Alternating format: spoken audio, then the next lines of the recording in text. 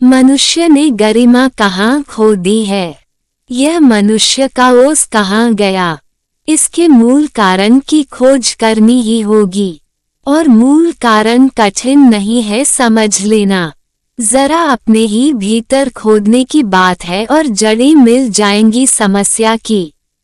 एक ही जड़ है कि हम अपने से वियुक्त हो गए हैं, अपने से ही टूट गए हैं, अपने से ही अजनबी हो गए हैं। और जो अपने से अजनबी है वह सबसे अजनबी हो जाता है। अपने को जिसने पहचान लिया उसकी सबसे पहचान हो जाती है। उसके लिए अजनबी भी अजनबी नहीं रह जाते, क्योंकि उसे दिखाई पड़ता है। भीतर एक ही तरंग, एक ही चैतन्य, एक ही ज्योति। दिए होंगे अलग, दियों के ढंग होंगे अलग, आकृति रंग होंगे अलग, मगर ज्योति तो एक है। लेकिन जिसने अपनी ही ज्योति नहीं देखी वह किसके भीतर ज्योति को देखेगा? उसे तो चलती फिरती लाशें दिखाई पड़ती हैं। वो खुद भी मुर्दा है और दूसरे भी उसे मुर्दा ही मालूम होते हैं। वह मुर्दों की बस्ती में जीता है। स्वामी दास भगत अरु सेवक परम तत्व नहीं चीन्हे। तुम कितने ही स्वामी और दास बन जाओ, भगवान के सामने सिर पटको और कहो कि मैं तुम्हारा दास हूँ, तुम मेरे स्वामी हो, कि मैं तुम्हारा सेवक हूँ और तुम मेरे मालिक हो, कुछ भी न होगा। अभी परम तत्व की पहचान नहीं हुई।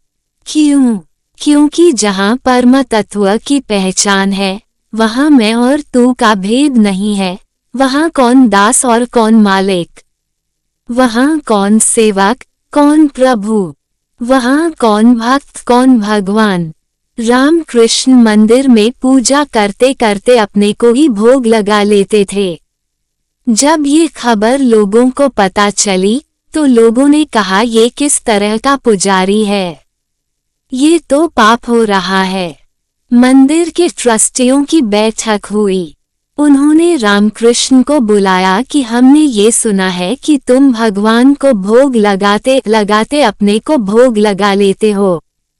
माला उनको पहनाते पहनाते खुद को ही पहना लेते हो। ये किस ढंग की पूजा है?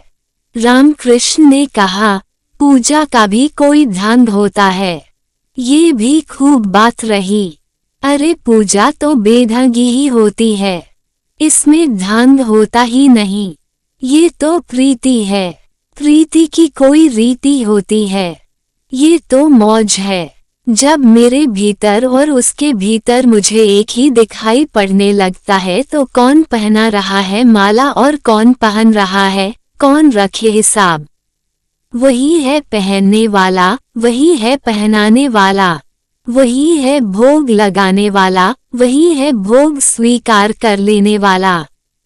मैं कोई दूसरा थोड़े ही हूँ, कोई अन्य थोड़े ही हूँ। मगर कौन समझेगा इसे? कोई दीवाना हो तो समझे, किसी ने प्रेम का ये पागलपन जाना हो तो समझे। इतना ऐक्या सध जाए तो भक्ति, कही रैदास तेरी भगति दूरी है, भाग बड़े सो पावे। ऐसे करता रहे तू सेवा और बना रहे दास, पखारता रहे चरण, मगर कहे देता हूँ तुझे तेरी भगति। दूरी है, बहुत दूर है अभी मंजिल। अभी तूने पहले कदम भी नहीं उठाए, अभी तूने तुतलाना भी नहीं सीखा, अभी यात्रा की शुरुआत भी नहीं हुई है। डाग बड़े ओ पावे, बड़े भाग्यवान भक्ति को उपलब्ध हो पाते हैं। लेकिन जिसका अहंकार गिर गया उसे देर नहीं लगती। अहंकार के गिरने का अर्थ होता है न अब कोई मैं है, न अब कोई तू है। पश्चिम के बहुत बड़े विचारक मार्टिन बूबर ने एक अति प्रसिद्ध पुस्तक लिखी है, मैं और तू। मार्टिन बूबर इस सदी के यहूदी चिंतकों में सबसे बड़े चिंतक थे और यह किताब अपने किस्म की अनूठी है। इस सदी में लिखी गई थोड़ी सी किताबें उस कोटि में आती हैं जिस कोटि में ये किताब आती है, मगर फिर भी इस किताब में बुनियादी भूल है। क्योंकि मार्टिन बूबर का ख्याल है प्रार्थना में और तू के बीच संवाद है। वही भूल है। मार्टिन बूबर बड़े विचारक हैं, लेकिन भक्त नहीं। अगर ऐसी बात रैदास से कही होती, रैदास बहुत हंसे होते कि मैं और तू के बीच संवाद, भक्ति, प्रार्थना। वहाँ कहाँ मैं, कहाँ तू।